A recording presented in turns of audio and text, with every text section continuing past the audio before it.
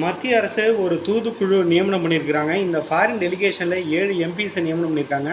அந்த 7 எம்பிஸில் 4 MPs Congress MP. அந்த 4 காங்கிரஸ் எம்பியில் ஒருத்தர் இருக்கிறவர் தான் அஸ்ஸாமுடைய ஜொராட் தொகுதியோட எம்பி கௌரவ் கோகோய். இவங்களுடைய ஒய்ஃபு பிரிட்டிஷ்காரவங்க. இவங்க பாகிஸ்தான் என்ஜிஓட ஒரு லிங்கப் இருக்குது. இவங்க கொஞ்ச நாளைக்கு முன்னாடி, அதாவது கடந்த வருடம் பார்த்திங்கன்னா, இந்தியாவுக்கே தெரியாமல் எந்த ஒரு அனுமதியும் வாங்காமல் பாகிஸ்தானில் தங்கியிருந்துருக்காங்க 20 நாட்கள். இவங்க 2 வருஷமாக பார்த்திங்கன்னா சம்பளமும் பாகிஸ்தான்லேருந்து வாங்கிட்டு இருக்காங்க. அந்த என்ஜிஓ பாகிஸ்தானோட இன்டர் சர்வீஸ் இன்டெலிஜென்ஸ், அதாவது ஒரு உளவு அமைப்போட தொடர்பு உடையது. இவங்க தேசத்துக்கு விரோதமான செயலில் ஈடுபட்டிருக்காங்கன்னு சொல்லிட்டு, அதனால் இந்த தூதுக்குழுவிலேருந்து இவங்களை நியமனம் பண்ணக்கூடாது கௌரவ் கோகோயை. அந்த தூதுக்குழுலேருந்து இவர் எடுக்கணும்னு சொல்லிட்டு அசாமோட சிஎம்மான மிஸ்டர் ஹிமந்தா சர்மா அவர்கள் காங்கிரஸ் தலைவருக்கு ராகுல் காந்திக்கு வேண்டுகோள் விடுத்திருக்காங்க.